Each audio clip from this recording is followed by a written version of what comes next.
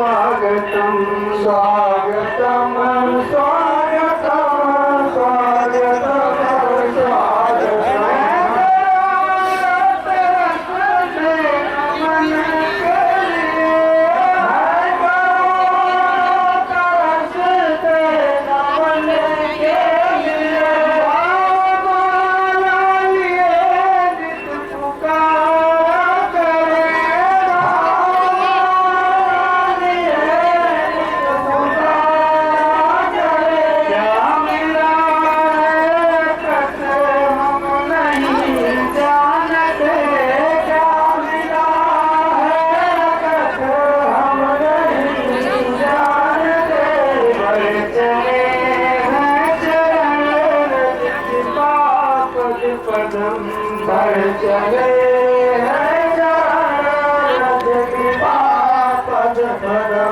स्वागतम स्वागतम स्वागतम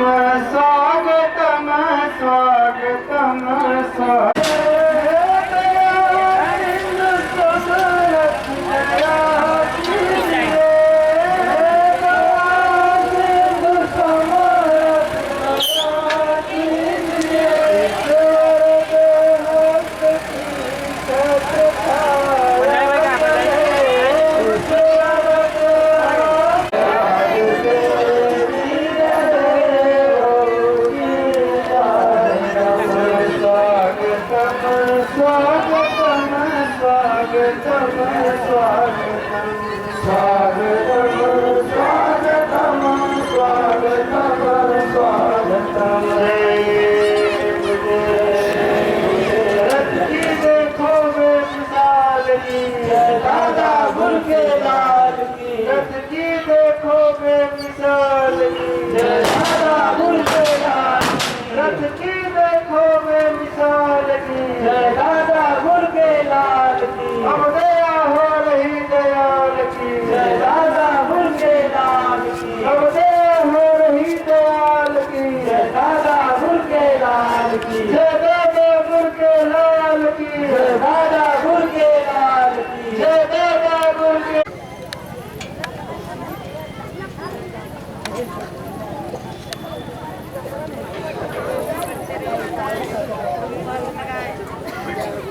लीला है लीला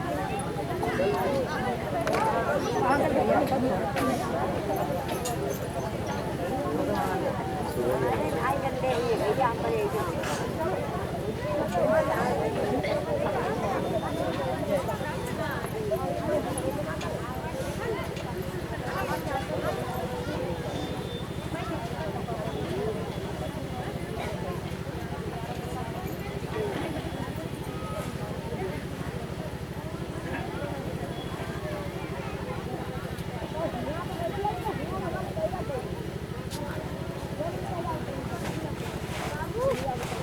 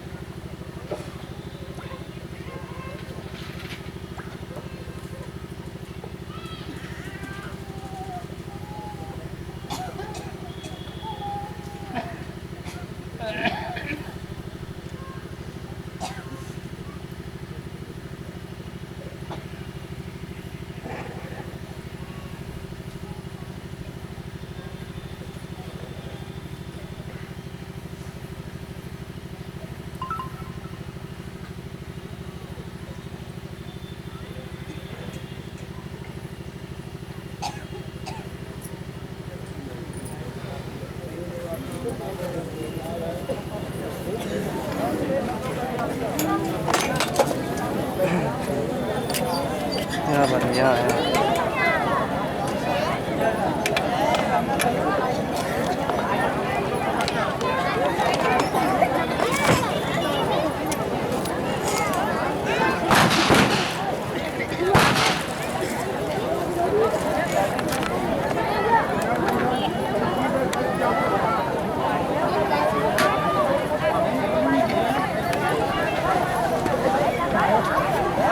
एक रस्सी लाओ तो फ्रेंड्स, एक रस्सी रस्सी रस्सी बांधने के लिए।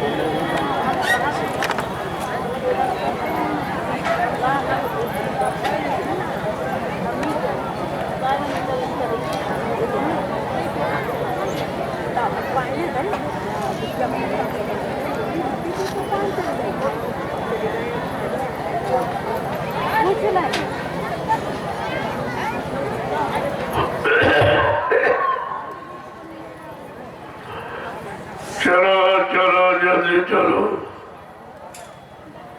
दौड़ के और सत्संग का समय हो गया। सब लोग सामने आगे बढ़ो और एक एक सत्संग वचन को बड़ी सावधानी के साथ सुनो। जब सामने बैठ के सुनोगे तो वचनों का असर तुम्हारे मन पे पड़ेगा, तब ये मन तुम्हारे गुनाहों को कबूल करेगा कि मैंने कितना अच्छा किया, कितना बुरा किया, कितना पाप किया, कितना पुण्य किया, कितना शुभ किया, कितना अशुभ किया। वैसे शैतान मन किसी से मानने वाला नहीं है। इसने बड़े बड़े ऋषि मुनियों को, योगियों को, महर्षियों को, ब्रह्मचारियों को धराशायी कर दिया। ऐसा है शैतान मन हमारे सबके मनुष्य मंदिर में रह रहा। न हमने आपने आज तक इसको निकाल पाया है, न इस पर कंट्रोल नियंत्रण ही कर पाया, और ये मन बराबर मनमानी किया करता है। इसके अंदर जैसी इच्छा उठी, उस इच्छा की पूर्ति के लिए आपके शरीर को साथ में लेकर अगर काम की इच्छा हुई तो काम की इच्छा को पूरी करा लिया, क्रोध की इच्छा हुई तो क्रोध की इच्छा को पूरी करा लिया, लोभ मोह अहंकार की इच्छा हुई तो लोभ मोह अहंकार को पूरा करा लिया, और आप इसका कुछ नहीं कर सकते। तुम्हारे अंदर बैठा है और 24 घंटे हरकत किया करता, लेकिन इसकी तरफ आप कभी ध्यान ही नहीं देते हो। तुम कहते हो पड़ोसी खराब, ये खराब, वो खराब, ये दुश्मन, वो दुश्मन। अरे तुम कभी ये नहीं कहते कि मेरा मन ही खराब है। मन से बढ़कर दुनिया में कोई तुम्हारा दुश्मन नहीं है। जो 3-3 युगों से उसके कहने पर चलकर आप फंसे पड़े हो और निकल नहीं पाए हो, और निकलने की कोई युक्ति आपको बताता नहीं। जो सतयुग त्रेता द्वापर जो आए सब इसी में फंसे रहे। निकालने वाला निकला हुआ कोई आया नहीं, और जब आए तो आपने उनको पहचान नहीं पाई। भूल तो सबसे बड़ी ये हो गई, एक तो कोई आया नहीं, और जो आया उसको आपने पहचान पाया नहीं, अपना बना पाया नहीं, अपनी जीवात्मा का उद्धार कल्याण करा पाया नहीं, और किसी पाप कर्म में माफी नहीं दिला पाए, तो फिर तुम निकलोगे कैसे? यही पाप और पुण्य जो कर्मों का जाल काल माया ने मिलकर बनाया और सब जीवों को अन फंसाया। अब ये फंसे हुए जीव बेचारे कहाँ जाए? जब कोई आया नहीं, किसी ने बताया नहीं, रास्ता दिखाया नहीं और चलाया नहीं, तो बेचारे चले गए। सबका लाग दया कोमल सी संता, तब संतों के हृदय में दया उठी। उन्होंने अपना सत्लोक मंडल छोड़कर इस मृतलोक मंडल में हम सब जीवों को काल माया के कर्मों के जाल में फंसा देकर लेने के लिए आ गए और आवाज लगाई।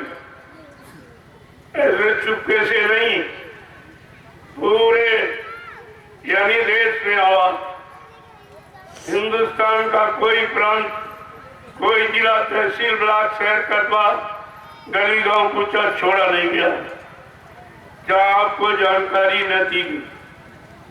महापुरुष ने अपने आने की, यानी अपने धाम की, अपने काम की, जगह नाम की, ये तीनों जानकारी आपको दी कि मैं किस धाम से आया हूँ, कौन सा काम करने आया हूँ, कौन सा नाम आधार लेके आया।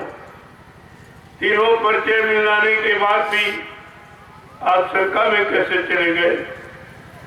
जब किसी पर शंका होती है तो हम उसका परिचय पूछते, और सम्राटदाता दयालु ने परिचय अपना आपको पहले ही दे दिया ताकि किसी जीव को मेरे प्रति कोई शंका न हो। कोई लोभी, लालची, स्वार्थी इनको बहका भरमा न सके, ये जानकारी आपको पहले दी थी। कल मैंने आपको पूरी जानकारी दी, क्योंकि जो जिस काम के लिए आया है अगर जानकारी नहीं देगा तो जीव बेचारे समझ नहीं पाए। उन्होंने आगे यहाँ पूरी जानकारी दी कि मेरा मृतलोक मंडल में आने का कारण क्या। अभी तक कोई आया नहीं, न सतयुग, न त्रेता, न द्वापर, 5,500 वर्ष कलयुग के भी निकल गए। कोई ऐसा नहीं आया जिसने ये आवाज लगाई हो कि मैं जीवात्माओं को लेने के लिए, इनको इनके घर पहुंचाने के लिए और नाम आधार लेके आया हूं। यही नाम आधार है, इसी को पकड़ाकर मैं सारी जीवात्माओं को उनके घर पहुंचाऊंगा। जब इतना बड़ा वादा आपको मिल गया तो समझ लेना चाहिए कि इससे बड़ा हमारे लिए कोई हमदर्द नहीं है, कोई हितैषी नहीं, कोई शुभचिंतक नहीं, कोई रहबर रहनुमा नहीं, क्योंकि इस तरह की आवाज किसी ने लगाई थी जैसी अनामी महाप्रभु बाबा जय गुरुदेव जी महाराज ने लगाई, और आपने उनको अपना गुरु बनाया। लेकिन ये भी नहीं समझ पाए कि गुरु किस काम के लिए आता है, कौन सा काम करके जाता है। जो काम करके जाएगा उसी गुरु का इतिहास बनेगा, उसी की महिमा की जाएगी, उसी का गुणानुवाद किया जाएगा, उसी का इतिहास बनेगा। ये तो जानकारी आपको रखनी चाहिए थी। बताने पर भी आप नहीं समझ पाए, संभल के नहीं रह पाए, बच्चों को संभाल के नहीं रख पाए, तो कितनी बड़ी भूल भुलैया में आप चले गए हो कि अब वहां से निकलना बड़ा मुश्किल है। दिनों दिन दूरी बढ़ती चली जा रही। ये काल के जीव निरंतर दूरी बढ़ाने में लगे कि इतनी दूरी इनकी बढ़ जाए ताकि ये वापस फिर सदगुरु की शरण में ना आ पाए। इसलिए वो पूरा जोर लगा रहे, लेकिन उनके लिए मालिक ने ऐलान किया था, जोर लगा ले अहले जमाने, कब तक जोर लगाएगा? जग में जय गुरुदेव का झंडा लहर लहर लहराएगा। जय गुरुदेव। का तुम कितना जोर लगा लो, ऐ काल के जीवो, ऐ काल की शक्तियों, तुम कितना जोर लगा लो, लेकिन ये जय गुरुदेव नाम का ध्वजा जो लहरा दिया गया है, ये लहराता ही रहेगा। इसे ना कोई रोक सकता है, बल्कि ये जितने काले नीले पीले हरे लाल झंडे लिए घूम रहे, ये एक दिन सब असमर्थ हो जाएंगे और अपने अपने झंडों को फेंक कर अगर तुम्हारे जय गुरुदेव प्रभु नाम के झंडे के नीचे अगर ना आ जाए तो इस बाबा को बाबा मत कहना। जय गुरुदेव। ये कितनी बड़ी बात है, ये कितनी बड़ी दृढ़ता और मजबूती आपको बनाने वाली, दिलाने वाली। लेकिन जब वचनों को सुनोगे और सुनकर अपने जीवन में उतारोगे तो यह सब लाभ तुम्हारे हाथ में आ जाएगा। आपके कानों ने सुना, लेकिन शैतान मन ने स्वीकार नहीं किया और वचनों को आप संभाल के नहीं रख पाए, तो कितने बड़े धोखे में आप बैठ गए। ये कितना बड़ा धोखा कि गुरु से अलग हो जाना, गुरु की चरण शरण से दूर हट जाना, उनकी दया से वंचित रह जाना, क्या इससे बड़ा और कोई दुर्भाग्य का समय होगा? कितना बड़ा ये जीवों का दुर्भाग्य है। एक तो कोई ऐसा आया नहीं जो जीवात्मा के बारे में इतना ठेका, इतने जिम्मेदारी लेता, वादा करता, और आए तो आपने उनको पहचान नहीं पाए, कुछ नहीं आप सोच पाए। और पहचानने के लिए उस महापुरुष ने आपके साथ 60 वर्ष लगा दिए समझाने में। 10 जुलाई 1952 से 2012 ये समझाने का समय था, चिताने जगाने का, होश में ले आने का समय था। वो आपके साथ बिताया गया, लेकिन आपकी समझ में कुछ नहीं आया। एक भी वचन गुरु का तुम्हारे पास नहीं। अगर गुरु वचन होता तो तुम्हें शंका संदेह भूल भ्रम में कोई फंसा ही नहीं सकता। कोई ऐसा पैदा ही नहीं हुआ जो गुरु से तुमको हटा देता, गुरु से नफरत करा देता, गुरु की व्यवस्था से तुम्हें दूर कर देता। ऐसा कोई पैदा ही नहीं हुआ था। लेकिन तुमने गलती की कि गुरु के वचनों को आपने संभाल के रखा नहीं। और बाबा जी ने कितनी बार आपसे कहा कि बच्चा मेरे सत्संग वचनों को बहुत संभाल के रखना। जैसे लोग रुपया पैसा सोने चांदी हीरे जवाहरात को गांठ में बांध के रखते, इस तरह से मेरे वचनों को संभाल बांध के रखना। अगर कहीं मेरे वचनों को तुमने बुला दिया तो मेरी दुआ दया के भंडार से तुम करोड़ों को पीछे चले जाओ और आपका वही हो गया। तुम करोड़ों को पीछे हो गए और होते ही चले जाते।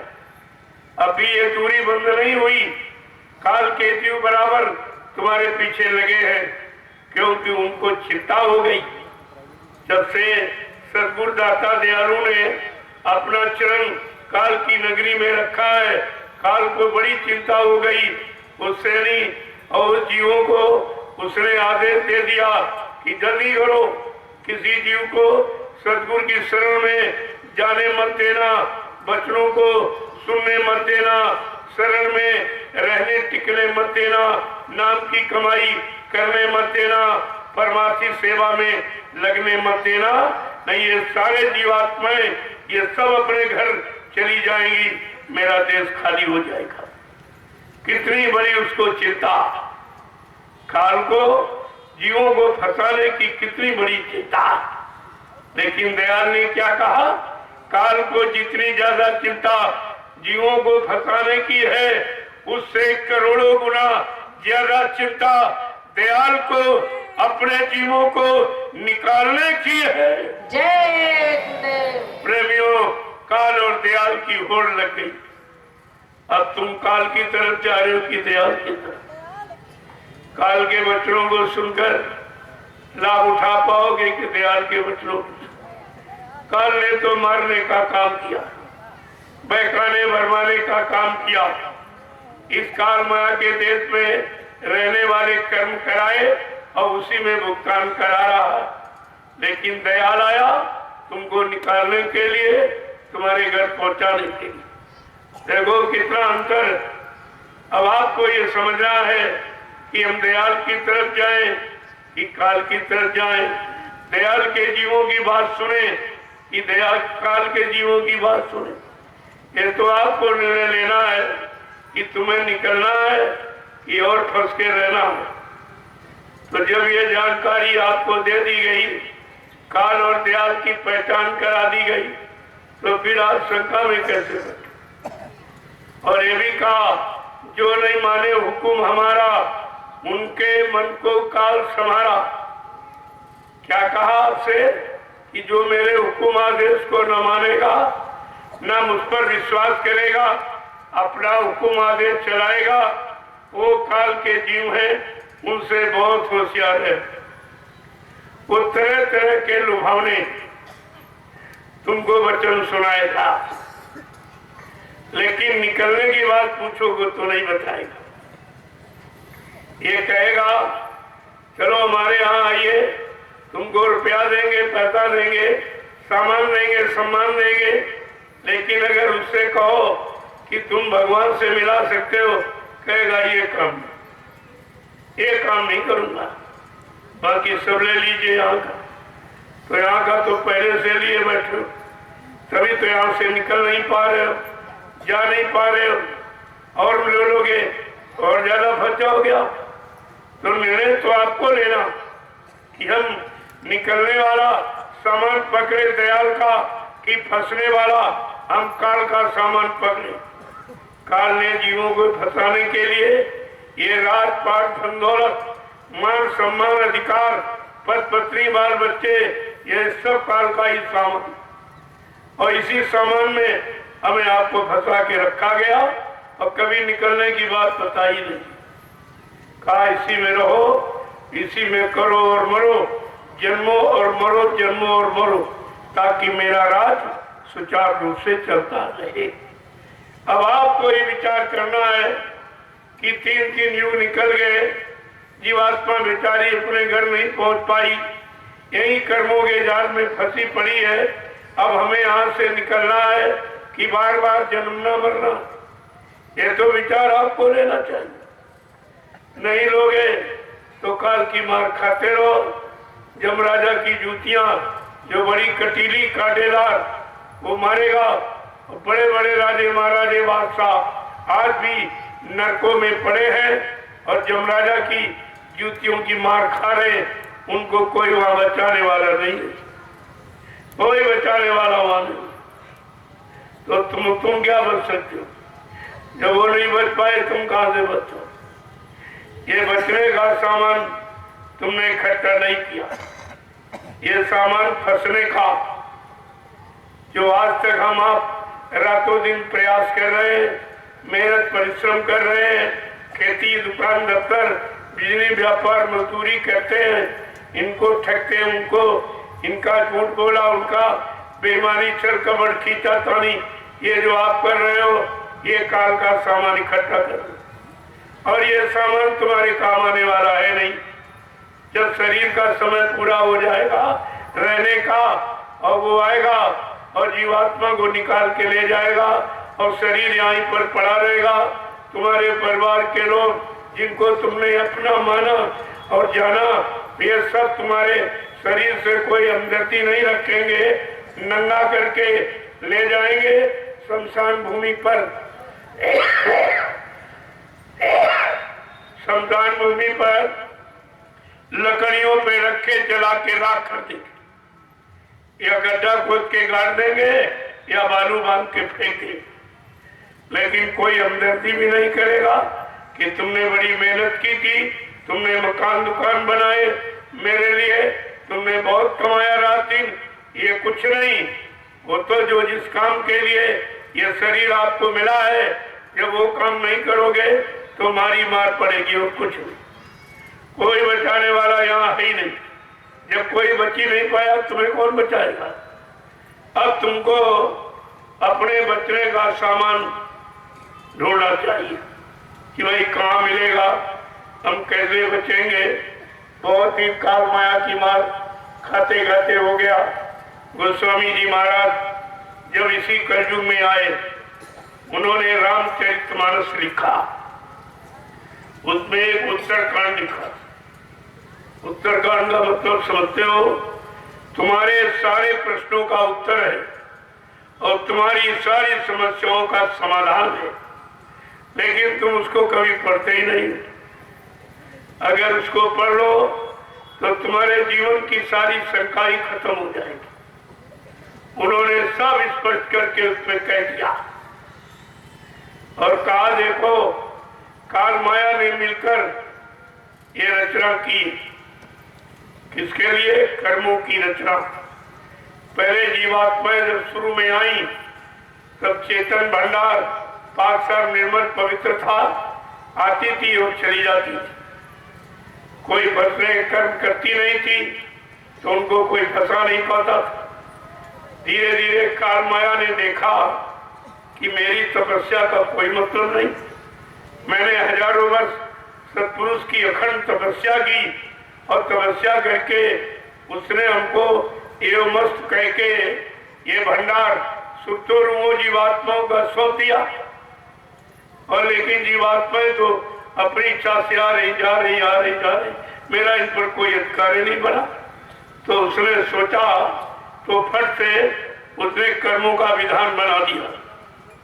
कर्मों का विधान, जब कर्मों का विधान नहीं था तो जीवात्माएं आती थी चली जाती, कोई रोक टोक बंधन नहीं था। लेकिन जब उसने देखा कि अपनी इच्छा से आ रही जा रही, कोई रोक टोक इस पर लगी नहीं, तो फट से उसने कर्मों का विधान बनाया, एक पाप एक पुण्य, जिसको शुभ अशुभ अच्छा बुरा कह दिया। फिर आपने अनुभव के लिए कभी अच्छा किया, कभी बुरा किया, कभी पाप किया, कभी पुण्य किया, कभी शुभ किया, कभी अशुभ किया। इसी पाप पुण्य की बेड़ी में, कर्मों के जाल में हम आप करके खुद फंसे। आपको किसी ने जबरदस्ती नहीं फंसाया। उसने तो कर्मों का जाल बना दिया और भोगों का दाना डाल दिया। अब भोगों के लालच में तुम जाल में फंस गए हो, अब तुम्हारा निकलना मुश्किल हो रहा। तो भोगों के लालच में आप जाल में फंसे। जाल तो उसने बनाया लेकिन जबरदस्ती नहीं फंसाया। उसने क्या किया कि जाल बना के भोगों का दाना डाल दिया और भोगों के लालच में हम सब जीव पे आके फंस गए। अब निकालना बड़ा मुश्किल, क्योंकि उसने इतना कठिन जाल बनाया है कि उससे निकलना तो मालूम ही नहीं। फंस तो आप गए लालच में, लेकिन निकलो बेहतर। जब कोई जीव नहीं निकल पाया, कोई जीवात्मा वापस नहीं पहुंची, तब यानी मालिक को चिंता हो गई कि निश्चित काल ने कोई चाल चलकर जीवात्माओं को फंसा दिया। और जो तुमको हिदायतनामा, हुक्मनामा जो दिया था, चलते समय कहा तुम जा तो रही हो, नीचे के लोग, वो काल माया का देश है, बड़ी होशियारी से रहना। वहाँ यानी बहुत बड़ी गंदगी है, कर्मों की गंदगी, और तुम ये नाम डोर सब डोर को पकड़ो और इसे छोड़ना मत। कोई कितना प्रयास करे लेकिन ये नाम डोर शब्द डोर मत छोड़ना, तुम्हारा कोई कुछ नहीं कर सकेगा। लेकिन काल ने सबसे पहले बहकाकर तुम्हारी नाम डोरी छीन दी। जब जीवात्माएं आई तब उसने पूछा, रे भाई अपने देश से आई है, क्या सामान लेके आई? उस समय हमारे सबके पास सच्चाई, ईमानदारी, प्रेम, प्यार, मोहब्बत, सेवा, दया, सदाचार, परमात्मा की यादगार, माँ बहन बेटी की परख पहचान, तपस्या, त्याग, संयम, बैराग, अच्छा खान पान, अच्छे कर्म, सब कुछ भरा पड़ा था। काल ने कहा, अरे फेंक इस सामान को, मेरे देश में आई है, मेरा वाला सामान ले। हमने आपने अच्छा सोचा कि कोई अच्छा सामान देगा तभी ऐसा कह रहा। तो काल के कहने पर अपना अच्छा वाला गिरा दिया। फिर काल ने कहा, अब तुम मेरा सामान लो, मेरे देश में आए। तो काल ने सामान क्या दिया आपको? कहा ये झूठ, ये छल कपट, बेईमानी, ये हिंसा, मारकाट, ये धोखाधड़ी और अशुद्ध खान पान, व्यभिचार उपचार, ये सब दिया और हमने आपने काल के सामान को स्वीकार किया, ले लिया। अब एक महापुरुष की तरफ से आवाज लगी है कि कलयुग में कलयुग जाएगा और कलयुग में सतयुग आएगा। ऐसी आवाज किसी ने नहीं लगाई। इस मृतलोक मंडल पर न सतयुग, न त्रेता, न द्वापर, 5,500 वर्ष कलयुग के निकल गए, लेकिन ऐसी आवाज किसी ने नहीं लगाई जैसी बाबा जी गुरुदेव जी महाराज ने। क्या कहा कि कलयुग में कलयुग जाएगा और कलयुग में सतयुग आएगा। पहले समझ लो, अभी तक लोग इस बात को नहीं समझ पाए कि कलयुग में कलयुग जाएगा। यानी कहने का मतलब ये कलयुग कलयुगी खान पान, कलयुगी क्रियाकलाप, कर्म करने वालों को समेट कर ले जाएगा और बचे लोग सतयुग में रह जाएंगे। ये काम वो करेगा और आपके सामने कर रहा और किया, लेकिन फिर भी आप नहीं समझ पाए कि कलयुग ने कौन सा काम किया।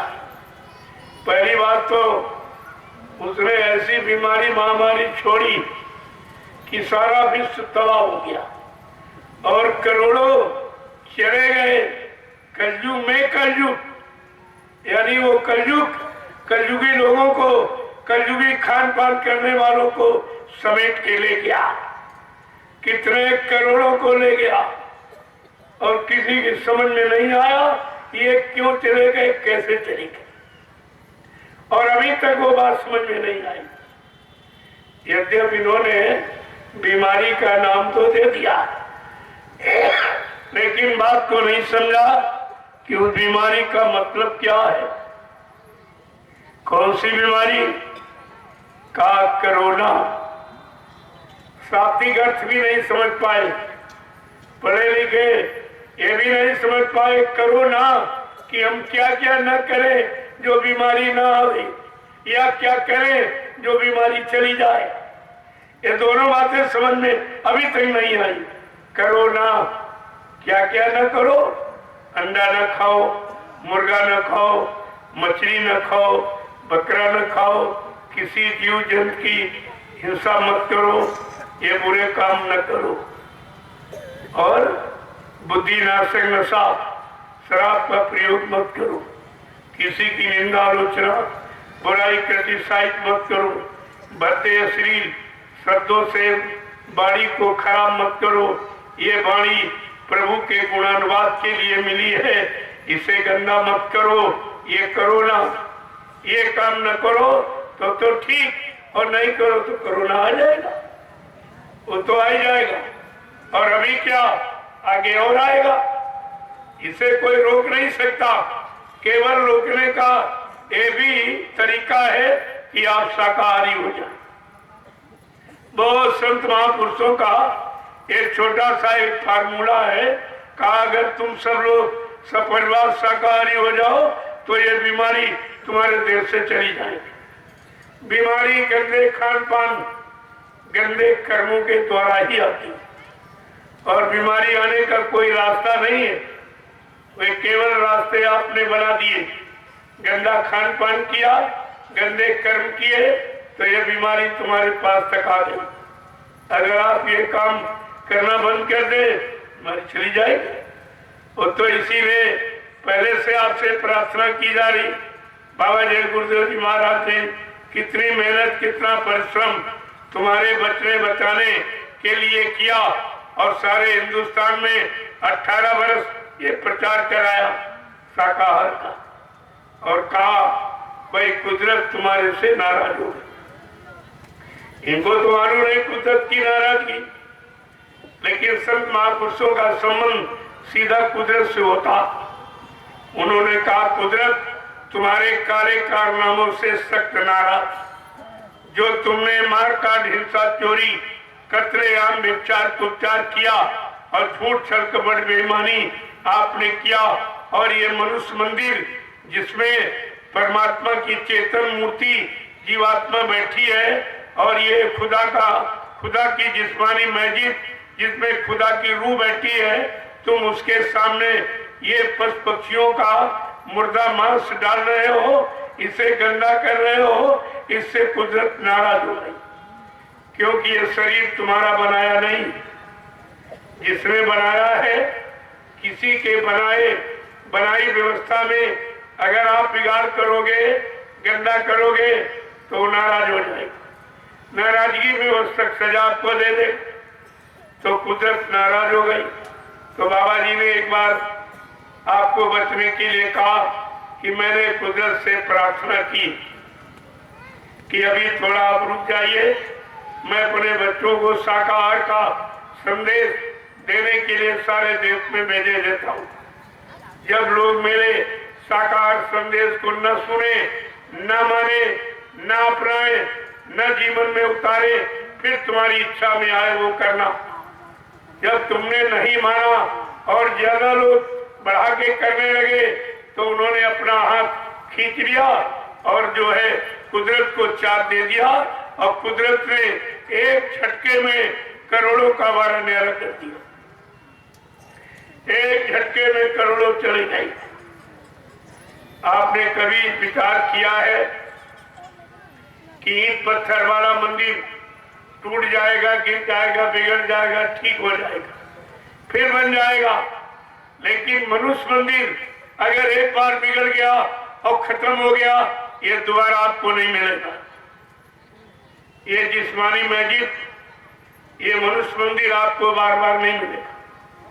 करोड़ों जन्मों की तपस्या, करोड़ों जन्मों के पुण्य, करोड़ों जन्मों की सेवाएं जब जीव की एकत्र हो जाती, उसका उदय होने का वक्त आता है, तो ये पावन घड़ी मनुष्य मंदिर पाने की हमें आपको परमात्मा दे देता कि जाओ एक बार इसको अवसर दे दो।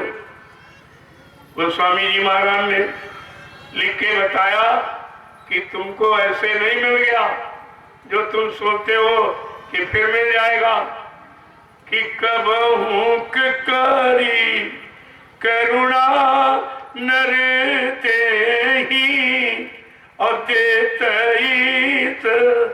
बिन है तू सने। कभी कभी करुणा निधान कृपा दया मेहरबानी करके मानो अनमोल मंदिर हमें आपको दे देता है कि जाओ अब की बार मनुष्य शरीर में जीवात्मा को अधिकार है परमात्मा से मिलने का, तो किसी संत महात्मा की तलाश करना और उनसे अपने घर जाने का रास्ता पूछ लेना। वो रास्ता लेके आते हैं, रास्ता देने आते हैं, रास्ता पर चलाते हैं। अगर कोई उनसे विशेष अपना संपर्क रखता है और सब कुछ त्याग कर उनको अपना बना लेता है, तो हाथ पकड़ के घर पहुंचा भी देते। वो ये भी काम करते, वो पहुंचा भी देंगे, कुछ करने नहीं पड़ेगा। लेकिन जब उनके बन जाओ और तुम्हारे में तो कोई उनका बना नहीं, तुम्हारे 45 करोड़ों में किसी ने उनको पहचाना नहीं, अपना बनाया नहीं और अपना बनकर अपना काम भी नहीं बनाया, तो ये बताओ ये काम तुम्हारा कौन करेगा? कभी तुमने बैठ कर सोचा है ये काम आपका कौन करेगा? और 3-3 युगों का ये भूला बिछड़ा काम जीवात्माओं को घर जाने वाला ये कौन करेगा? इस पर कभी विचार तुम्हारे अंदर आता ही नहीं, क्योंकि तुम यहाँ से निकलना जानते नहीं हो और अपने घर की याद तुमने भुला दी है।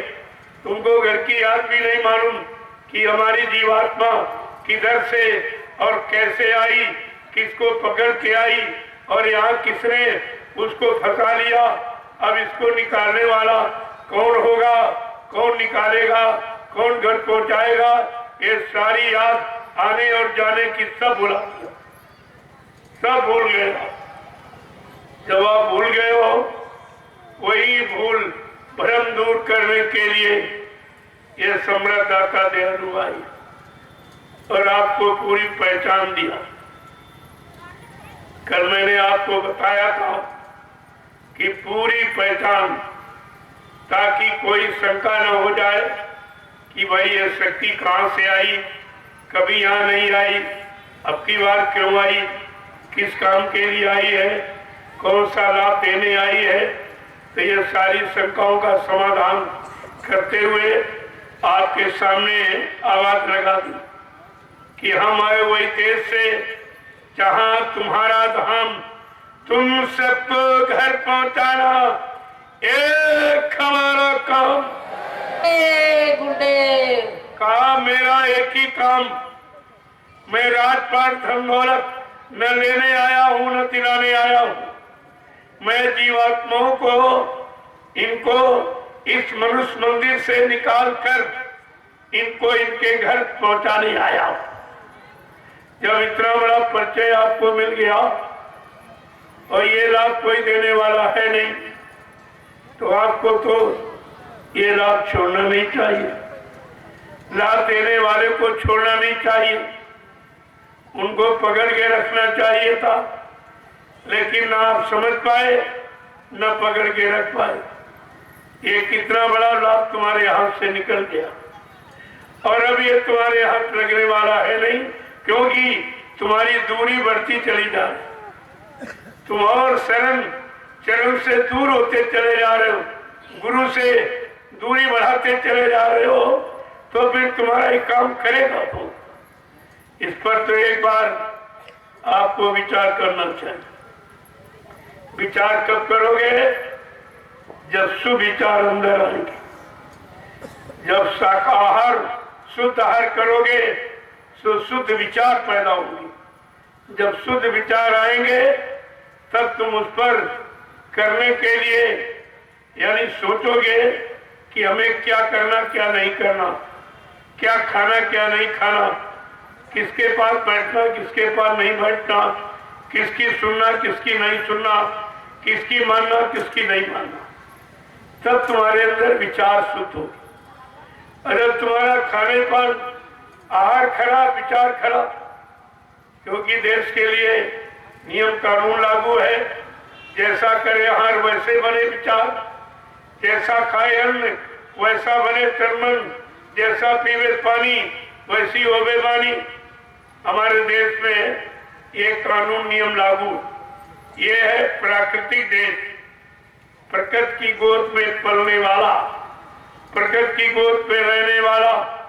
ये तो ऐसा देश है, विश्व में जितने देश सब भोग भूमि के नाम से जाने जा रहे, लेकिन भारत देश योग भूमि के नाम से जाना जाता। यहाँ योग की शिक्षा, लेकिन जब से आपने अंग्रेजी तालीम, विदेशियों की शिक्षा, आपने विदेशियों का खान पान, आपने उनके भाव विचार, उनकी बोली भाषा, उनका पहनावा उड़ावा, ये सब जब से आपने धारण किया है, आपकी विचारधारा गंदी ही होगी। सब गंदगी आपने ओढ़ ली है, उनकी नकल की, तुम्हारी जो सात्विक अकल थी वो खत्म हो गई। अब तुम्हारी भी अकल विषयों भोगों की हो, रात दिन उन्हीं विषय भोगों के चक्कर में, ये मिल जाए वो मिल जाए, इसका मिल जाए उसका मिल जाए, चोरी से मिल जाए, डकैती से मिल जाए, हिंसा मार काट कैसे भी मिल जाए। ये भावनाएं तुम्हारे अंदर कब से आई? जब से विदेशी खान पान, विदेशी वेशभूषा, विदेशी बोलचाल की भाषा आपने अपनाई है, तब से तुम्हारे कर्म सब वैसे ही हो गए। अब कर्मों के अनुसार यहाँ सजा मिलती, लावानी मिलती, तो आपको तो बदलना है। नहीं बदलोगे तो कुदरत जबरदस्ती बदलने के लिए मजबूर कर, कुदरत जबरदस्ती बदलने के लिए मजबूर कर देगी। ये लिख लें आप, अभी तो आपको समझाया जा रहा, नहीं मानोगे तो कुदरत मजबूर कर देगी।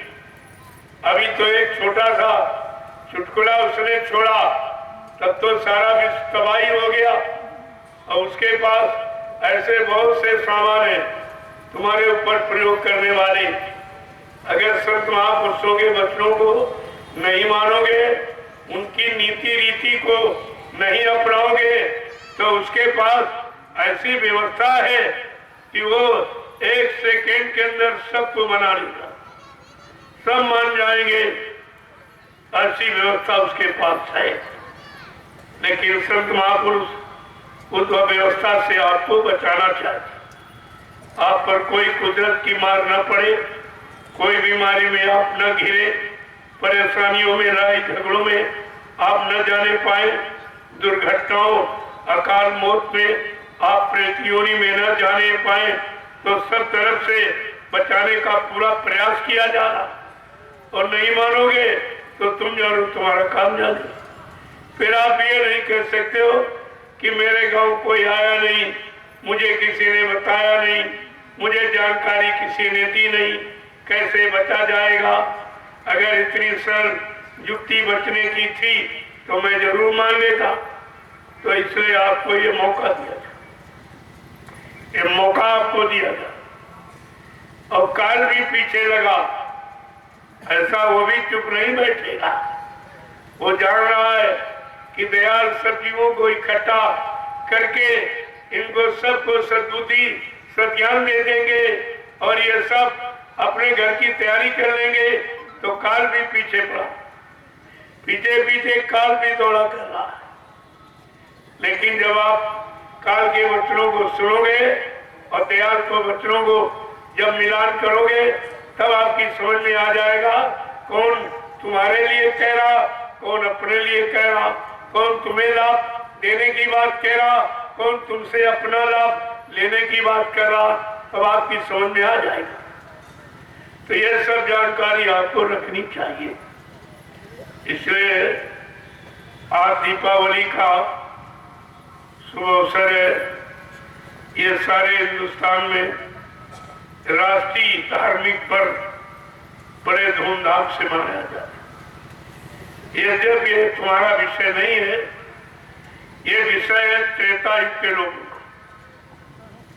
त्रेता में भगवान राम जब अपने मां के आदेश पर और पिता को मजबूर हो जाना पड़ा। देखिए, जब स्त्री के आगे पुरुष मजबूर हो जाएगा तो निश्चित विनाश की स्थिति तैयार हो जाएगी। और वो राजा बेचारा औरत की बात मान लिया और अपने पुत्र को वनवास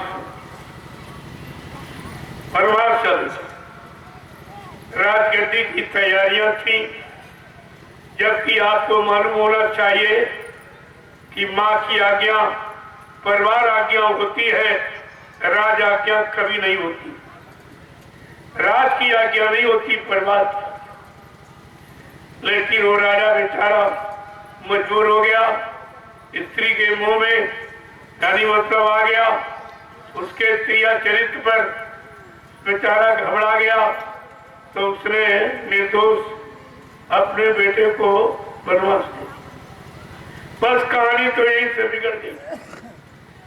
और वो बेटा ऐसा आज्ञाकारी निकला कि सौतेली माँ के आदेश को मान लिया। आज तो लोग सगे माँ बाप के आदेश नहीं मानते, इसलिए उनको मर्यादा पुरुषोत्तम भगवान राम कहा गया कि ऐसी मर्यादा का पालन किया जो कोई कभी कर ही नहीं सकता। आज तो लोग सगे माँ बाप की आज्ञा नहीं मानते, उन्होंने सौतेली माँ के आदेश को माना और सिरोधार किया और सीधे जंगल चले गए।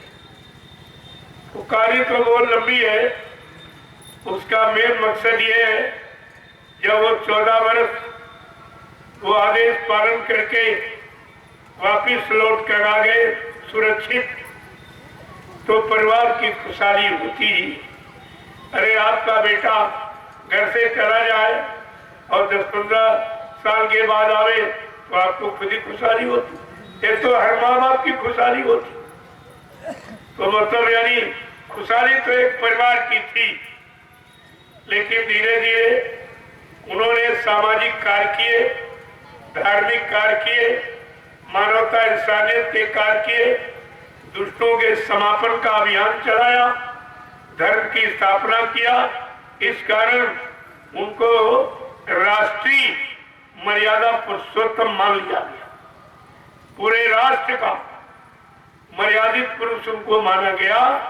इस नाते वो पारिवारिक त्योहार अब पूरे हिंदुस्तान का त्योहार बन गया। लेकिन त्योहार तो आप मनाते हो, लेकिन तुम्हारे अंदर वो खुशहाली नहीं होगी जो उनके परिवार के लोगों के अंदर थी, क्योंकि उनको परिवार की समस्या थी। जब परिवार की समस्या हल हो गई तो परिवार वालों को खुशहाली हो। लेकिन आज तो हमारा अपना पारिवारिक जीवन, सामाजिक जीवन, व्यवहारिक जीवन, ये सब कष्ट में, सब तकलीफ, बीमारियों से, लड़ाई झगड़ों से, दुखों से ये भरा है। यहाँ तो कोई खुशहाली नहीं है। यहाँ तो दिवाली नहीं बल्कि दिवाला निकल रहा। कितने को आज दिवाला निकल जाएगा। दिवाली तो त्रेता युग की उन लोगों की थी जो राम के समय मौजूद थे और उन्होंने उनके लिए, अपनी प्रजा के लिए जो किया, तो मतलब राजा जब अच्छा काम करता है तो प्रजा खुश होती। खुश होकर के अपने राजा के लिए सब कुछ अर्पण कर देती। लेकिन ये व्यवस्था उस समय के लोगों की थी। आज तो युग भी नहीं है, समय भी नहीं है, वो राजा प्रजा का रिश्ता भी नहीं है। अब तो सारी व्यवस्था बदल चुकी है, इसलिए त्योहार का लाभ भी बदल गया। अब वो त्योहार फिर बुराइयों का हो गया। उस समय लोग शाकाहारी, सदाचारी, ब्रह्मचारी, साफ वक्तव्यानी सब त्योहार मनाते थे। कहते त्योहार भक्तों का था, ये भगवान के भक्तों का, चाहे होली हो, चाहे दिवाली हो, चाहे दशहरा हो, रक्षाबंधन, कोई पर्व, तिथि, त्योहार, ये सब भक्तों का। लेकिन आज कोई भक्त रहा है? सब शराबी कबाबी, सब चोर लुटेरे, सब धोखाधड़ी, बेईमानी, सब छीना और झड़पी। इसके सिवा जब कोई अच्छा काम है नहीं तो भक्ति करेगा तो कौन करेगा? कम से कम आपको विचार करना चाहिए। तो दिवाली का तो दिवाला निकल, अब तो दिवाला पूरे देश का निकल रहा। दिवाली सदा दिवाली संत घर, हरदम रहे त्योहार। संत दिवाली करत है सत्य लोक की मां।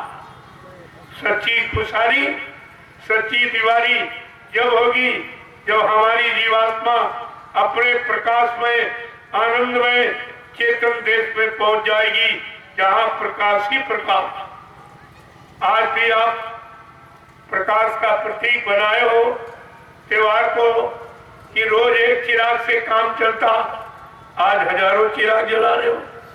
इसका मतलब क्या है? हजारों चिराग का मतलब ज्यादा प्रकाश, बड़ा प्रकाश। इसका मतलब ये प्रमाणित हो गया कि प्रकाश हमारे जीवन का आधार है, हमारी जीवात्मा का आधार प्रकाश है। जब तक प्रकाश नहीं मिलेगा ये जीवात्मा दुखी रहेगी, क्योंकि काल का कोई सामान रात भर धन दौलत का प्रयोग नहीं करती। अब उस प्रकाश में देश में जीवात्मा कब पहुंचेगी, कैसे पहुंचेगी, तभी उसकी दिवाली होगी। इसके पहले दिवाली नहीं होगी। बात तो असली ये है, लेकिन ये बात तो कोई समझता ही नहीं। ये तो संत मत के कुछ बिरले जिन्होंने प्रकाश पाने की युक्ति समझ ली और निरंतर प्रयास कर रहे हैं कि प्रकाश कब मिले। इन आंखों को बंद कर जब जीवात्मा की दिव्य आंख से जो प्रकाश, लाइट, उजाला जो दिखाई देता है वो अनवरत है, वो कभी कम नहीं होता, कभी घटता बढ़ता मिटता नहीं है, वो एक रस रहता। जब उस चेतन प्रकाश को चेतन जीवात्मा देखेगी, अपने चेतन प्रकाश में देश में पहुंचेगी, तब इसकी असली खुशहाली और दिवाली होगी। तब वो दिवाली होगी। वो दिवाली अब कब होगी? कब मालिक की दया होगी, कब हम प्रयास करेंगे, प्रयत्नशील बनेंगे, ये तो हमारे आप पर भी तो निर्भर करता। रास्ता तो आपको उस प्रकाश को पाने का ही दिया गया जिसे नामदान कहते। ये नामदान संसार की वस्तुओं को पाने के लिए नहीं, संसार के रात पात धन दौलत काल माया के सामान को पाने के लिए नहीं है। वो उस चेतन प्रकाश और चेतन आवाज जो उधर से वाणी, जिसे आकाश वाणी, अनंत वाणी, ईश्वर वाणी, ब्रह्मवाणी कह के जाना जाता है। मुसलमान फकीरों ने कलमा आयत कह के बताया, लेकिन ये सब इसी मनुष्य मंदिर में 24 घंटे आवाज भी हो रही है और प्रकाश भी हो रहा और आरतियां और ये सब कुछ हो रहा। वहां तुमको कुछ लाने इकट्ठे करने की जरूरत नहीं है। इसीलिए कहा परम प्रकाश रूप दिन राती न चाहिए घृतिया और व्याति। वो तो परम प्रकाश चेतन देश है, वहां प्रकाश ही प्रकाश, अंधेरे का नाम नहीं है। ऐसा वो देश है जहाँ की चेतन जीवात्मा रहने वाली है और चेतन महापुरुष भी उसी देश से आए हैं इन जीवात्माओं को चेतन प्रकाश में देश पहुंचाने के लिए और इसकी असली दिवाली मनवाने के लिए। लेकिन बात तो समझ में बड़ी देर में आ पाएगी। ये तो चिराग जलाया बुझ गया, चलाओ हवा चले तुरंत बुझ जाएगा।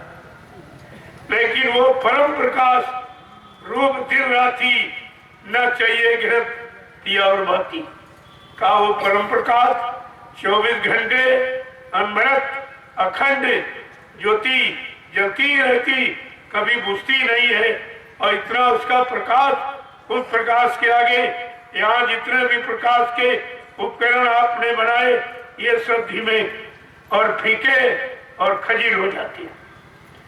इसीलिए तो आपको दीपावली का पर्व मनाने के लिए संत वक्त आपको एक नया मोड़ देता, नया मोड़ देता, नया रास्ता देता है।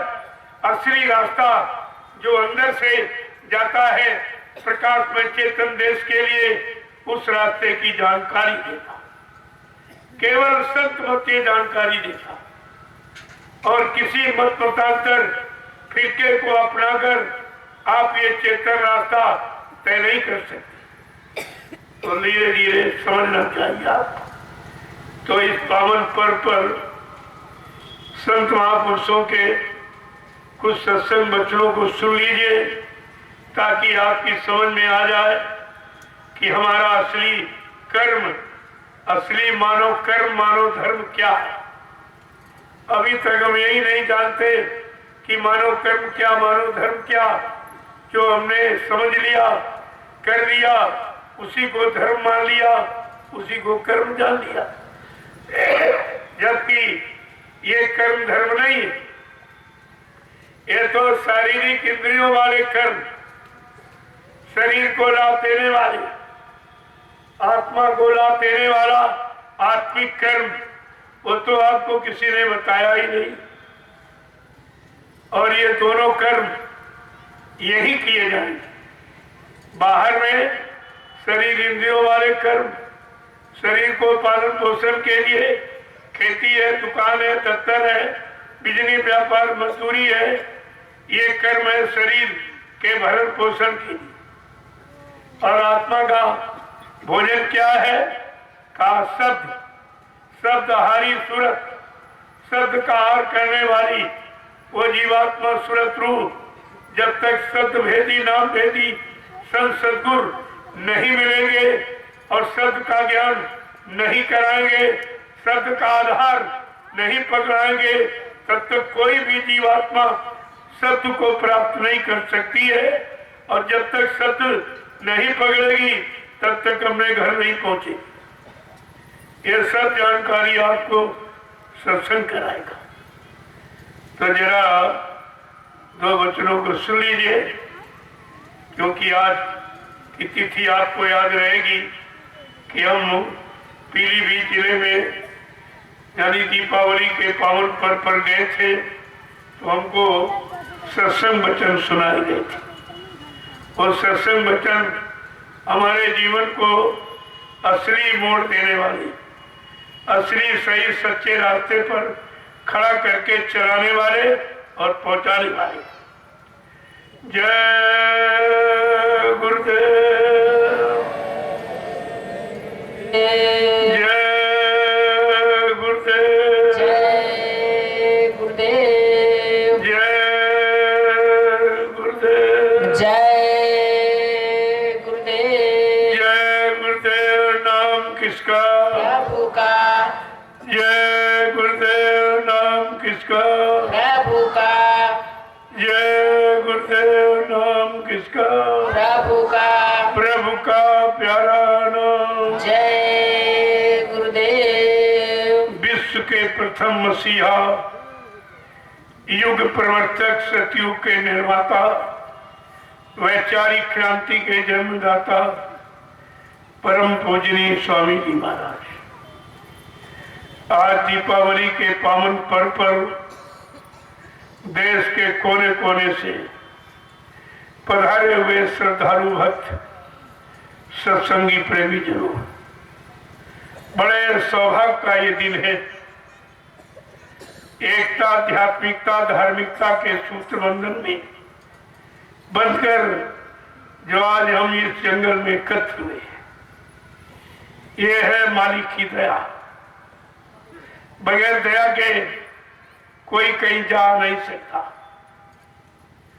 और कहीं अच्छे काम में सम्मिलित नहीं हो सकता। ये दया ही लेके आती। तुम्हारा कोई पुण्य कर्म जागा है जो आज आपको घसीट के सत्संग में ले आया। सत्संग में तुम नहीं आए हो, तुम्हारा पुण्य कर्म लेके आया। गोस्वामी जी महाराज ने रामचरितमानस के उत्तरकांड में लिख के बताया कि पुण्य पुंज बिन मिलय ना संता, और संत बिना सूझे नहीं पंथा। बिना पुण्य कर्मों के संत महात्मा नहीं, उनके वचन सुनने का अवसर, मौका जीवन में नहीं मिलता।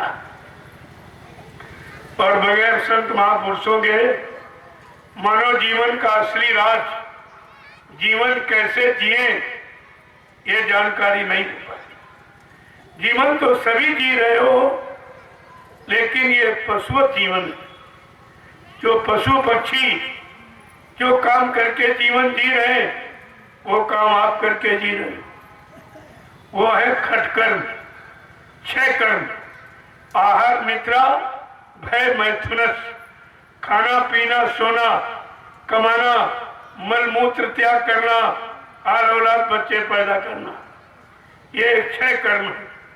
ये छह कर्म पशु पक्षी कीड़े मकोड़े सब करते, और वही अगर तुम करते रहे तो तुम्हारे पशुओं में अंतर क्या है। लेकिन मानो जीवन सत्कर्म के लिए मिला। सातवां कर्म क्या है? जीवात्मा जगे परमात्मा सुने। ये सातवां कर्म के लिए आपको मानव शरीर मिला। अगर ये कर्म आपने नहीं किया तो ये दोबारा मनुष्य शरीर आपको परमात्मा नहीं देगा। फिर तुमको यही पशु पक्षी और कीड़े मकोड़ों की योनियों में जन्म मिलता रहेगा। ये अवसर आपके हाथ से निकल जाए, क्योंकि आपको दिया तो आपने वो काम किया नहीं। ये काम करोगे तब दोबारा भी मिल सकता, लेकिन बगैर सत्कर्म किए दोबारा मानव शरीर का भी सौभाग्य नहीं मिलता। तो कितनी बड़ी बात आपके लिए रखी गई, लेकिन आपने उसे समझा ही नहीं अभी तक। और सब इसी में जुटे पड़े, खटकर्म में। सब यही खाना पीना कमाना, इसी चमड़े के शरीर खोल को सजाने में, खिलाने पिलाने में सारा समय जा रहा। और ये खोल तो खोल ही रहेगा, ये तो कभी कुछ बन नहीं सकता। और ये खोल है जीवात्मा का। जीवात्मा इस खोल के अंदर बैठी। हम अपनी जीवात्मा की सुरक्षा के लिए इस खोल की हिफाजत करते हैं। इसको सर्दी गर्मी से बचाने के लिए मोटा महीन कपड़ा और झोपड़ी मकान बनाते हैं, स्वस्थ रखने की दवा देते हैं, भरण पोषण के लिए भोजन देते हैं, ये तो इसकी परवरिश है। लेकिन इस खोल के अंदर जो चेतन जीवात्मा बैठी, उसका भोजन कभी आपने सोचा है क्या है? वो बेचारी क्या खा रही? बाहर तो तुम इसको तो भोजन दे ही रहे हो, इसकी संभाल कर रहे हो, लेकिन जिसकी संभाल के लिए ये खोल मिला है पंचभौतिक, उसकी आप संभाल क्या करें? उसके बारे में आप जानते ही नहीं, किसी ने बताया भी नहीं, और बताने वाले संत महापुरुष आए, तुमने उनकी बात मानी नहीं, तो ये तुम्हारे लिए अनर्थ हो गया, कितना बुरा हो गया। तो जरा बच्चों को सुन लो कि जब तक सत्संग बच्चों को नहीं सुनोगे तो आपकी समझ में कुछ आ ही नहीं सकता। कितने भी किताबें पढ़ लो, किताबें महात्मा नहीं बना देंगी आप, और किताबें पढ़कर और रट के आप जीवात्मा जगा भी नहीं सकते, ये भी नहीं जगा सकते। अगर 4 वेद 6 था, 18 पुराण, 19 उपनिषद और 36 ऋचाएं जो धर्म चर्चा वर्णित की गई, ये सब रट डालो तो क्या जीवात्मा जाग जाएगी? अरे इस किताबी ज्ञान से जीवात्मा जगती है कि संतों के शब्द ज्ञान से जगती? तुम अक्षर ज्ञान शब्द ज्ञान में अभी अंतर नहीं समझ पाए। सब अक्षर ज्ञानी शब्द ज्ञानी कोई कोई, तभी कहा है शब्द पारखी गुरु जो होवे तो झटते वह भेद रखा है। अगर शब्द की पारी करने वाला ऐसा सच्चा सदगुरु में जाए तो फिर कितनी देर लगेगी जीवात्मा को घर पहुंचने में? वो तो सेकंडों में निकल जाएगी, बशर्ते रास्ता मिलना चाहिए। तो जरा बच्चों को सुन लीजिए, जब आप यहाँ किसी से कोई वस्तु चाह की इच्छा रखते हो तो कितनी आरजू मिन्नत प्रार्थना करते हो, तरह तरह की। मंदिर में, मस्जिद में, गिरजाघर, गुरुद्वारों में, पत्थर में, कागज पर, पानी में कितना मत्था टेकते हो, कितनी आरजू मिन्नत करते हो कि हमको कुछ मिल जाए, कुछ मिल जाए, कुछ मिल जाए। लेकिन परमात्मा प्राप्ति के लिए कभी प्रार्थना की है? परमात्मा प्राप्ति करने, प्रार्थना करने का दर कहाँ है, दरबार कहाँ है? कहा वो है संत महापुरुषों का सत्संग, उनकी सत्संग गंगा। जब उसमें स्नान करोगी तो मनसा वाचा कर्मणा जो भी गंदगी आप में इकट्ठी हो गई वो सत्संग जल से सब उतर जाए।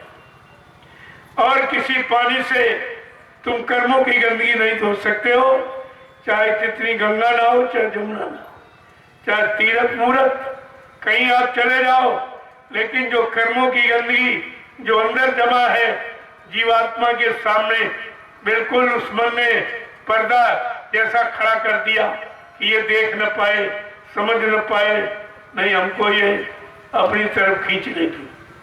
कितना बहकाने का काम कर रहा है ये शैतान अंदर बैठा हुआ। तो इसलिए हमें आपको भी हमारी से ऐसी प्रार्थना करनी चाहिए कि हमारी जीवात्मा को जगा दे, मन को नहीं, जीवात्मा। मन को आपने पूजा पाठ, तीर्थ व्रत, दान हवन, जब जब गंगा स्नान करके बहुत मन को जगाया है, लेकिन भोगों से कभी हटाया नहीं है। जगाया तो भोगों में लगाया, जगा जगा कर भोगों में लगाते रहे हो। कार माया के सामान पाने वाली युक्तियां साधन में लगाते रहे हो, कभी उसको हटाने के लिए कभी सोचा या नहीं सोचा, मालूम ही नहीं था। तो जरा जीवात्मा के लिए प्रार्थना करो। क्या प्रार्थना कर दो कि जय गुरुदेव नैया तुम्हारे हवाले, जय गुरुदेव नैया तुम्हारे हवाले, बचा बचा लो कृपालु दयालु। बचा लो कृपालु दयालु। जय गुरुदेव एनैया तुम्हारे हवाले। जय गुरुदेव नैया तुम्हारे हवाले। बचा लो कृपालु दयालु। बचा लो कृपालु दयालु। युगों से फंसी है ये भंवर बीच नैया। युगों से फंसी है भंवर बीच नैया। और तुम्हारे सिवा है न कोई खेवैया। तुम्हारे सिवा है न कोई खिवैया। कृपा करके नाथ ये जल्दी निकालो। कृपा करके नाथ जल्दी निकालो। बचा लो कृपालु दयालु। बचा लो कृपालु दयालु।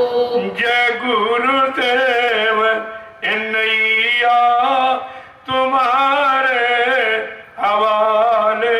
जय गुरुदेव नैया तुम्हारे हवाले। बचा लो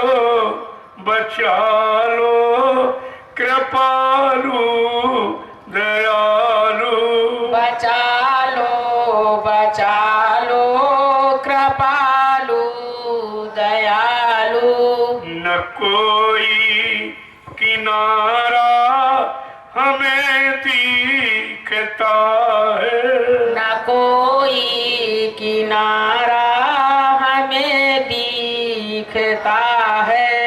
न कोई सहारा मुझे सूझता है। न कोई सहारा मुझे सूझता है। दया करी के पतवार अपनी संभालो। कृपा करे के पतवार अपनी संभालो। बचा लो कृपालु दयालु। बचा लो कृपालु दयालु। जिधर देखता हूँ उधर काल माया। जिधर देखता हूँ उधर काल माया। और तुम्हारे सिवा कोई रक्षक न पाया। तुम्हारे सिवा कोई रक्षक न पाया। चरण की शरण दे के अपना बना लो।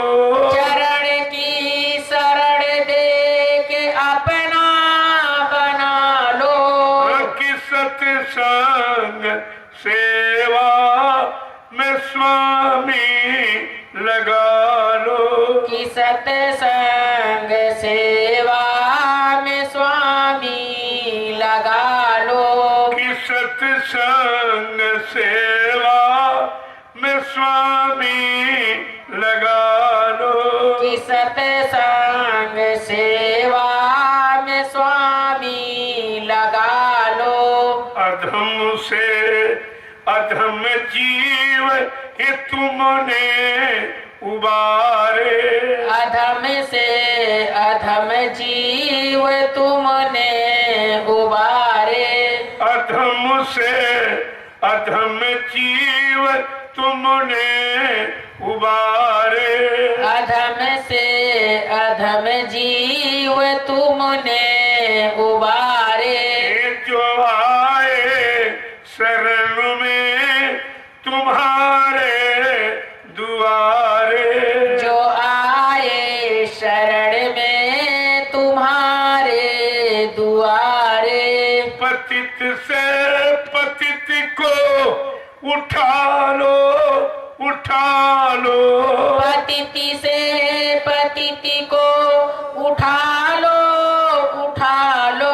और तुम ही मेरे दाता संभालो, संभालो।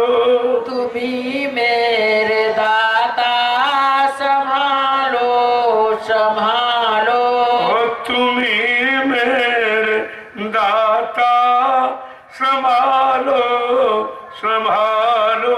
तुम्ही मेरे दाता संभालो, संभालो।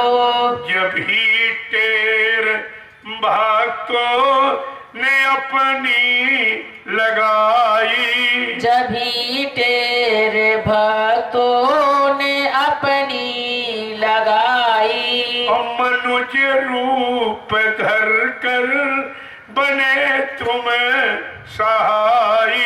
मनुज रूप धर कर बने तुम सहाई। जब ही तेरे भक्तों ने अपनी लगाई। जब ही तेरे भक्तों ने अपनी लगाई। और मनुज रूप धर कर बने तुम सहाई। मनुज रूप धर कर बने तुम सहाई। इसी प्रण को अपने निभालो, निभालो। इसी प्रण को अपने निभालो, निभालो। और तुम ही मेरे स्वामी बचा लो, बचा लो। तुम ही मेरे स्वामी संभालो, संभालो। ये सतगुरु विनय है ये तुमसे हमारी। ये सतगुरु विनय है ये तुमसे हमारी। लगा दो लगन ऐसी अपने भजन मानुष मत जानो। गुरु को तुम मानुष मत जानो। गुरु को तुम मानुष मत जानो। गुरु को तुम मानुष मत जानो। वे हैं सात पुरुष की जान। वे हैं सात पुरुष की जान। मन अब छोड़ पुरानी बान। मन अब छोड़ पुरानी बात। वो समझा के कह रहे हैं तुम गुरु को मनुष्य मत जानो। गुरु ने मानव चोला तुम्हारे लिए धारण किया है। क्यों आपकी बार तुम्हारी जीवात्मा मनुष्य शरीर में है। मनुष्य शरीर में जीवात्मा के उद्धार कल्याण करने के लिए गुरु ने मानव तन धारण किया। वह है सत्पुरुष की जान। वो सत्पुरुष वो मालिक के ही रूप तद्रूप है। केवल मानव स्वरूप धारण किया। आगे क्या कह रहे हैं कि जैसे तैसे मन समझाओ। जैसे तैसे मन समझाओ। धर पर तीत धरो उन ध्यान। धर पर तीत जैसे वैसे इस शैतान मन को समझाने की कोशिश कर। तुम अड़ोसियों पड़ोसियों को समझाते हो, इनको संदेश उनको संदेश सुनाते, कभी अपने मन को तुमने सुनाया समझाया?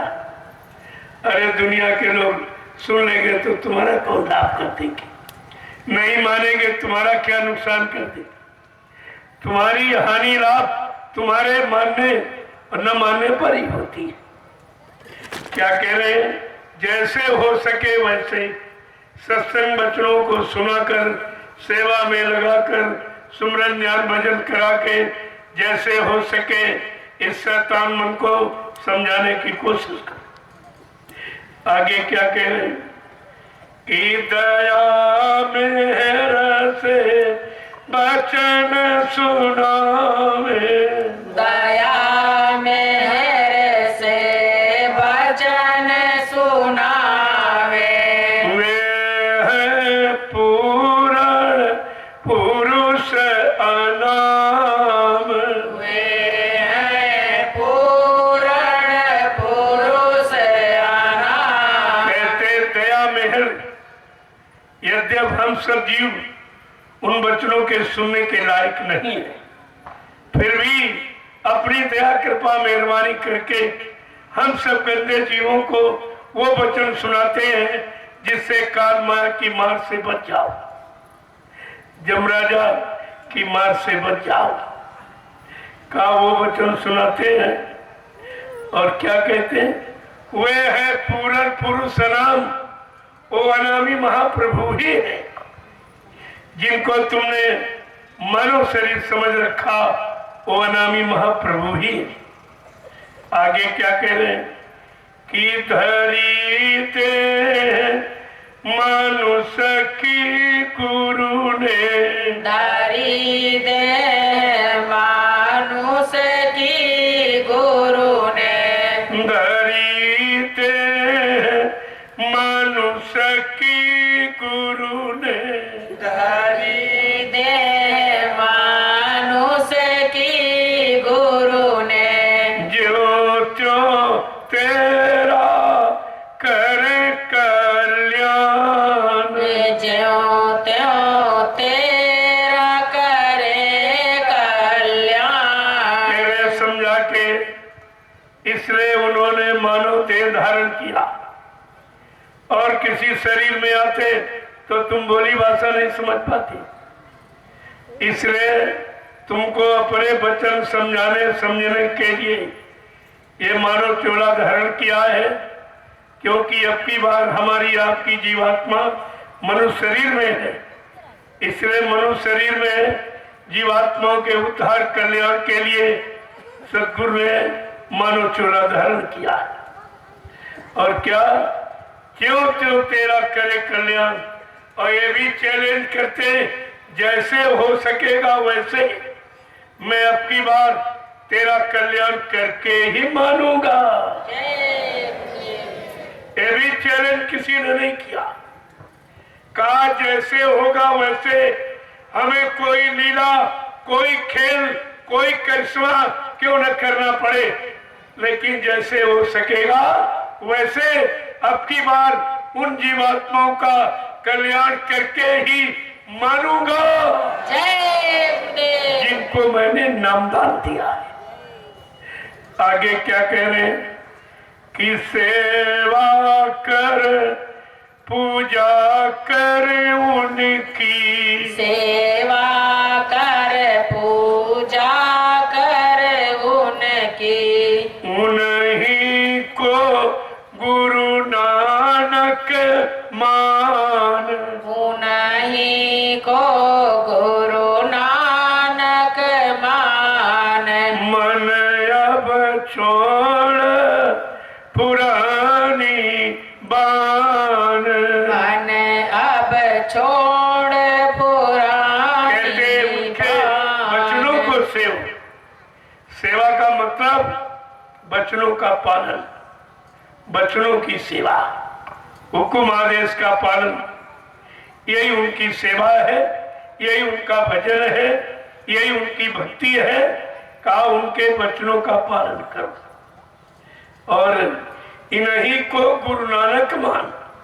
क्योंकि नानक साहब जब आए थे तब क्या कह के गए कि नानक नाम जहाज है बिसरे घड़ी न एक, जो नाम जहाज लेके यहाँ पर आएगा वो और जीवात्माओं को जगाएगा, नाम जहाज पर बैठाल कर जीवात्माओं को घर पहुंचाएगा, वो समय का नानक ही कहाएगा। जय गुरुदेव। देखो प्रमाणित करके चलेंगे और आप नहीं समझ पा रहे। आगे क्या कह रहे हैं कि तेरा काम इन्हीं से होगा, तेरा काम इन्हीं से होगा। मत भटके तू तज अभिमान, मत भटके तू तज अभिमान। क्या कह रहे? तेरा काम वक्ते मुर्शिद समय के गुरु, समय के सदगुरु से होगा। आए थे चले गए, उनसे आपका काम नहीं, वो तो काम करके चले गए। जिस समय में आए थे उस समय जिन लोगों ने उनको माना, जाना, पहचाना, अपना काम बना लिया। अब तुम्हारा काम उनका नाम लेने से नहीं होगा। क्या कह रहे हैं? तेरा काम उन्हीं से होगा। मत भटके तू तज अभिमान, तेरा काम वक्ते मुर्शिद यानी समय के सदगुरु से होगा। और ये उठक भटक अपनी खत्म कर ली। नए जीवन थोड़ा बचा है, अटक भटक में चला जाएगा। आगे क्या कह रहे कि चूके मती अवसर अब आया, चूके मत अवसर अब आया। इनसे बढ़कर कोई न मिलान, इनसे बढ़कर कोई न मिला। कहते चूक मत जाना। अगर अब की बार चूके तो फिर 84 में चले जाओगे। ये बॉर्डर यूनी है मनुष्य शरीर, एकदम बॉर्डर पर खड़े हो। चूक गए तो 84 में चले जाओगे और चेत गए तो 84 से निकल जाओगे। इसीलिए आपको समझाकर क्या कहा गया, जो जो भजन भक्ति से चूके तिनके मुख जम पल पल थूके, ऐसी कुगति होएगी सबकी जो नहीं धारे सदगुरु अपकी, और सदगुरु बिना कोई नहीं बाँचे, और नाम बिना 84 नाचे। नाम रहे संतोवाधीना, संत बिना कोई नहीं चीन्हा। जय गुरुदेव। कितना साफ साफ दे दिया कि संतों के बिना समय के नाम की पहचान किसी को नहीं, कि समय का काम किस नाम से होगा, वो नाम समय का कौन होगा, कौन लेके आएगा, कौन नाम को जगाएगा, ये सब जानकारी महापुरुष पर निर्भर है।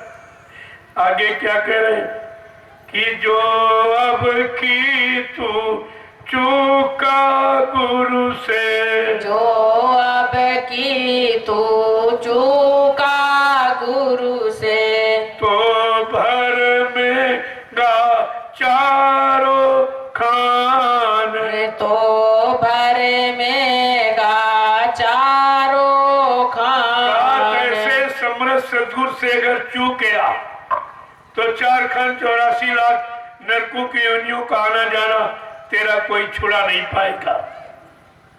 क्या समझा के कह रहे हैं कि फिर ऐसे गुरु मिले न कबहू, फिर ऐसे गुरु मिले न कबहू, फिर ऐसे गुरु मिले न कबहू, फिर ऐसे गुरु मिले न कबहू। मान मान तू अब भी मान, मान मान तू अब भी मान। अब की बार तू चूक गया क्योंकि ये रोज नहीं आते। सदगुरु एक, गुरु बहुत तेरे। सदगुरु समय का एक ही आता, गुरु बहुत आती। सच्चे सदगुरु की पहचान के लिए आपको सारे गुरुओं की जानकारी दी गई कि कौन गुरु तुम्हारा कहां तक काम करेगा। प्रथम गुरु पिता और माता जो है रक्त बीज के दाता। दूसर गुरु भई वो दाई जो गर्भवास की मैल छुड़ाई। तीसर गुरु नाम जो धारा ले नाव जो गांव पुकारा। चौथा गुरु जो शिक्षा दीना तब संसारी मारक चीना। पांचवा गुरु जो दीक्षा दीना राम नाम का सुमरन कीना। छठवां गुरु भरम सप्तारा ओंकार से नाता जोड़ा। लेकिन सतवां सदगुरु और शब्द लखाया और जहां का जीव तहां पहुंचाया। प्रेमियों ये सदगुरु का काम। इसलिए काल सदगुरु समय का एक ही था। बने तो सदगुरु से बने, बिगड़े तो भरपूर। ऐ जीवात्मा रूहो, जब कभी तुम्हारी बनेगी तो समय के आए सदगुरु दयाल से बनेगी, नहीं तो बिगड़ जाएगी। क्या गुरबाणी आपने याद रखी? अगर गुरबाणी समझ में तुम्हारी आ जाती तो इतनी बड़ी भूल करके आप नरकों में जाने की तैयारी में नहीं लग जाती। बने तो सदगुरु से बने, बिगड़े तो भरपूर। जब कभी तुम्हारी बनेगी तो समय के सदगुरु दाता दयालु से बनेगी और नहीं तो बिगड़ जाएगी। और बिगड़ने पर फिर और कोई बना भी नहीं सकता। ये बनाने का अधिकार सृष्टि में केवल समय के सदगुरु को है और किसी को अधिकार भी नहीं। लगो कितना बड़ा आपका काम होना। इतना बड़ा काम करने के लिए सम्राट दाता दयालु आए और आप उन्हीं को पहचान नहीं पाए और ये भी कह रहे कहते मर के चले गए। ये और प्रचार शुरू कर दिया। इसका मतलब जब मर के चले गए तो फिर कभी नहीं बनेगी। ये भी नहीं सोच पाए हो अगर हम ये कहेंगे कि मर के चले गए तो हमारी फिर कभी नहीं बनेगी। जब बनाने वाला चला गया तो फिर बनाएगा। और इसीलिए लिख दिया गया साफ, बने तो सदगुरु से बने और बिगड़े तो भरपूर। और किसी के पास धोखे में चले गए तो भरपूर, यानी तुम्हारी बिगाड़ देगा, फिर कभी बनने का अवसर नहीं मिलेगा। और बनेगा तब समय के सदगुरु से बनेगा। आगे क्या कह रहे, देखिए कितनी बड़ी बात। क्या कह रहे कि जल्दी करो कपट को छोड़ो। जल्दी करो कपट को छोड़ो। जल्दी करो कपट को छोड़ो। जल्दी करो कपट को छोड़ो। श्रद्धा भाव बढ़ाओ आन। श्रद्धा भाव बढ़ाओ आन। कहते इसलिए जल्दी करो, कलयुग में उम्र बहुत कम है। 100 वर्ष की उम्र आपको मिली, उसमें अगर अच्छा खान पान करोगे, अच्छी संग सोबत में रहोगे, अच्छे कर्म करोगे तो। अगर गंदे खान पान, गंदी संग सोबत, गंदे कर्मों में चले गए तो 50 में खेल खत्म हो जाएगा। फिर आपका ये 100 वर्ष का जीवन नहीं मिलेगा। कहा इसलिए जल्दी करो कपट को छोड़ो और महापुरुष में श्रद्धा सेवा भाव पैदा करो जो तुम्हारी जीवात्मा के कल्याण के लिए आए। अपना काम करा लो, बना लो। आगे क्या कह रहे हैं, कीर्तने पर मन कहा न माने। इतने पर मन कहा न माने। इतने पर मन कहा न माने। इतने पर मन कहा न माने। तो फिर अपनी तू ही जान। तो फिर अपनी तू ही जान। समझा के कह रहे हैं, अगर तुम्हारा शैतान मन इतने समझाने पर भी नहीं मान रहा, सत्संग वचन सुनाने पर, सेवा में लगाने पर, सुमरन ध्यान भजन कराने पर भी तुम्हारा शैतान मन अगर नहीं मानता है, तो फिर अब तुम अपनी जानो, तो फिर तुम अपनी जानो।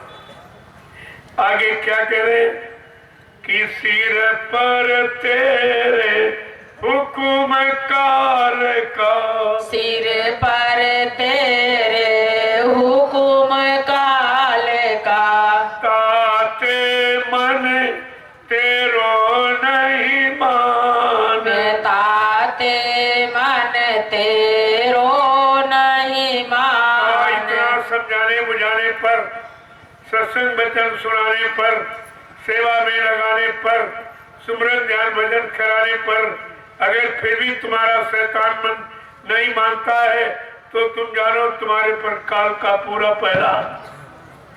ये काल के जीवों की पहचान, जो नहीं माने हुकुम हमारा, उनके मन को काल संभाला। कहा जो मेरे हुकुम आदेश को न मानेगा, न हम पर विश्वास करेगा, अपने स्वार्थ रूप लालच के वचन सुनाएगा, लोगों से मनवाएगा, कहा वो काल के जीव, इनसे बहुत होशियार रहना। आगे क्या कह रहे, कि लगा रहेगा संग गुरु के, लगा रहेगा संग गुरु के, लगा रहेगा संग गुरु के, लगा रहेगा संग गुरु के, सहज सहज तेरो मन मान, सहज सहज तेरो मन मान। कह रहे अगर गुरु के वचनों में लगा रहेगा तो काल माया की मार से बच जाएगा। केवल सत्संग वचनों में लगा रहेगा, उसके अनुसार चलता रहेगा, आदेश हुकुम का पालन करता रहेगा, नित्य नियम से सुमरन ध्यान भजन करता रहेगा, तो कहा क्या क्या कह रहे हैं, एक न एक दिन तेरा शैतान मन भी मान जाएगा, वो भी जान जाएगा कि अब तो मानना ही पड़ेगा। आगे क्या कह रहे हैं, कि सतगुरु स्वामी कहे समझाई, सतगुरु स्वामी कहे समझाई, राधा स्वामी कहे समझाई, राधा स्वामी कहे समझाई, ऐसे जीव होए हैरान, ऐसे जीव होए हैरान, मन अब छोड़ पुरानी बान। मन अब छोड़ पूरा। क्या समझा के कह रहे हैं, राधा स्वामी कहे समझाई। प्रेमियों, राधा स्वामी कोई आदमी इंसान का नाम, साहब कोई आदमी इंसान का नाम नहीं, वाहेगुरु किसी आदमी इंसान का नाम नहीं, राधा स्वामी किसी आदमी इंसान का नाम नहीं, जय गुरुदेव किसी आदमी इंसान का नाम नहीं है। यही भ्रम अभी तक लोगों के दिल दिमाग से नहीं निकल रहा। इसी भ्रम में भ्रमित होकर सारी अच्छाई से, अच्छे काम से, अच्छे मिलने वाले परमार्थी लाभ से बेचारे वंचित रह जाते, सब वंचित रह गए। कह रहे क्या, राधा स्वामी कहे समझाई। जिन्होंने राधा स्वामी नाम जगाया वो शिवदयाल सिंह महाराज थे। उनके शरीर का नाम जो माँ बाप का रखा हुआ वो शिवदयाल सिंह था। लेकिन जब जो नाम को जगा लेता है, सिद्ध कर लेता है, नाम में लय हो जाता, उसका वही नाम हो जाता है जो नाम वो जगाता, और लोग उसी नाम से उसको पुकारने लगते। ये लोगों की पहचान होती। क्या रहे कि बहुत